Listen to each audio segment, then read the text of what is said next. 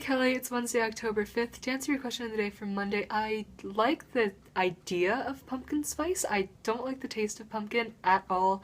However, pumpkin spice is sort of metonymous with fall for me, and so it very much fits into and creates that fall aesthetic. The main thing that I wanted to talk about today, though, is NaNoWriMo, because it's October, which means that there is less than a month before National Novel Writing Month, or NaNoWriMo. It's basically a challenge for writers to write a novel of at least 50,000 words in the month of November, which is kind of crazy and hellacious while you're doing it, but it is really rewarding. Not when you're like up at 3 in the morning writing, but at the end, when it's over, it's quite rewarding. But as someone who has done it and completed it 4 years in a row now, hopefully going on 5 with this year, I thought I would share some tips and tricks that I have accumulated along the way. Number 1 is figure out if you're a planner or a pantser. I first encountered those terms on the NaNoWriMo website, but what it boils down to is, are you going to plan and outline ahead of time, or are you going to just fly by the seat of your pants in November? Number 2, don't be a perfectionist. There's a really great Hemingway quote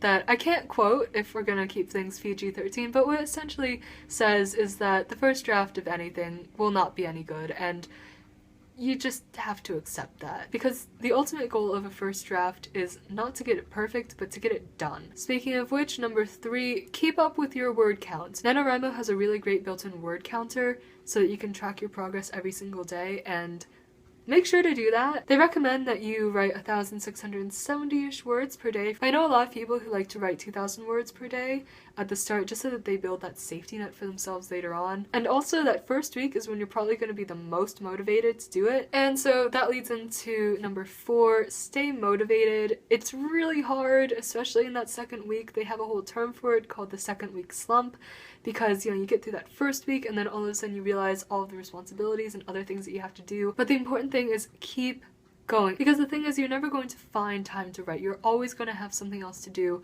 and something else that's going to seem more important or more enjoyable to do, but you have to make time to write. It can just be in tiny little bursts, like just allocate 10 minutes to write as much as you can, and just allocate several sets of those 10 minutes throughout the day. Whatever works for you, but just keep writing, keep going. Number 5, though, if you're gonna keep writing, make sure to save. I would recommend doing it every few minutes. Definitely if you've hit like 5 minutes and you haven't saved yet, save, but honestly, it never hurts to just press save again. And so number 6, and this kind of goes back to number 4 a bit, but yeah, number 6 is find inspiration to write, because that will help keep you motivated. The thing is, when you're in a time crunch like NaNoWriMo, don't sit around and wait for inspiration to come to you, because it's going to take too long. It has tons of other people to visit before you.